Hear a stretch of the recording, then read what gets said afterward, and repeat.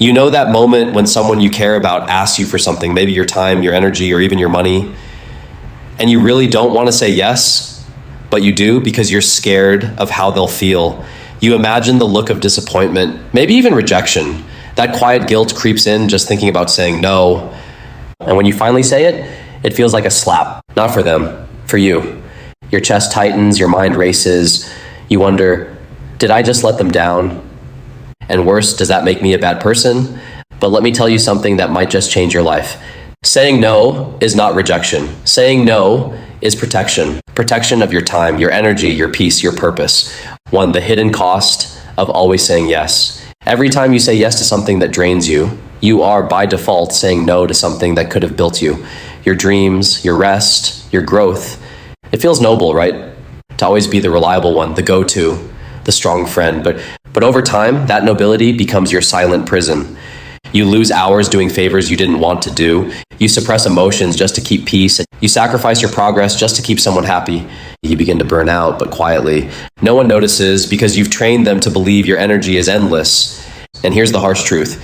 People will continue to take as much as you allow, even the ones you love, especially the ones you love, because love doesn't always come with awareness. And kindness, when unchecked, can turn into self-neglect. 2, why it's so hard to say no. Let's talk about the emotional tug of war. You feel guilty because deep down, you care. You're wired to maintain connection, to avoid confrontation. Sometimes you say yes because you fear being judged. Other times it's the dread of being seen as selfish or ungrateful. But here's what no one tells you. Boundaries aren't selfish, they're sacred. Every no you say to someone else is a yes to your mental health, a yes to your priorities, a yes to you. You are not a robot. You are not a superhero. You are not a never-ending well of yeses. You are human with limits, needs, dreams, and goals. And if you don't honor that, no one else will.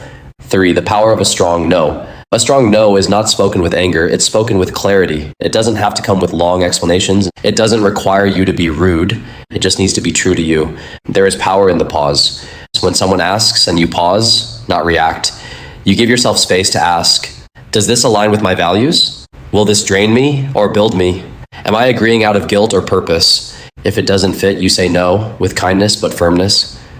And then you let the silence sit. No backtracking, no over-explaining, no apologizing for putting yourself first. Because your life is not a charity for emotional freeloaders. And even when they mean well, even when they're family, even when it's someone you love. 4, the danger of being too kind. Let's get real. Too much kindness, especially at your own expense, is not a virtue. It's a trap. You become the one who bends, breaks, and compromises. Your calendar fills up with other people's agendas. Your dreams sit dusty on a shelf while you babysit someone else's comfort zone. You slowly lose yourself in the name of being a good person. But being good should never mean being a doormat. Being loving doesn't mean being available 24/7. Being helpful doesn't mean abandoning your own life to rescue everyone else. There is such a thing as toxic kindness when your giving stops being a blessing and starts becoming a burden.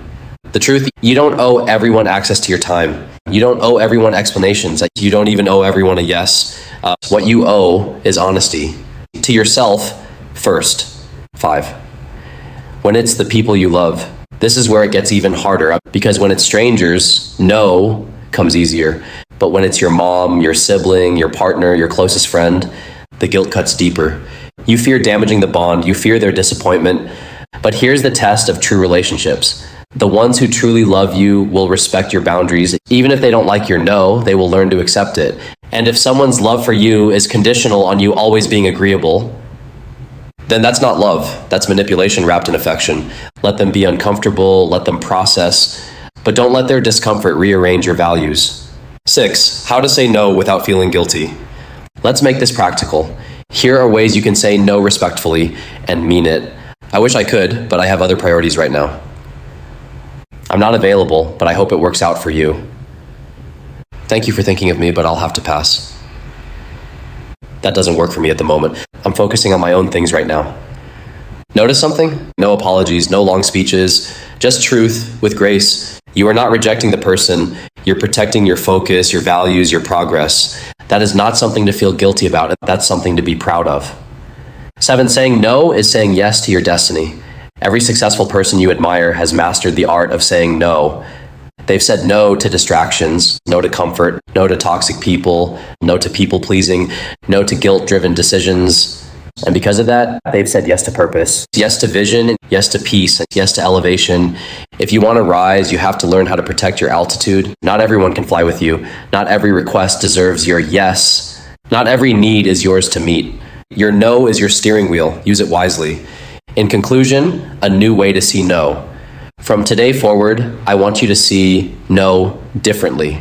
Not as rejection, not as rudeness, not as selfishness, but as self-respect and as clarity, as maturity. The people who truly value you will not be repelled by your boundaries. They'll be drawn to your strength. Let your no be spoken in love. Let your no protect your purpose. Let your no be the doorway to your best yes.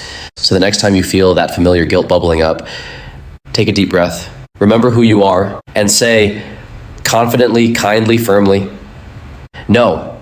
Because saying no when necessary isn't just an act of courage, it's an act of wisdom. And you, my friend, are wiser than you think.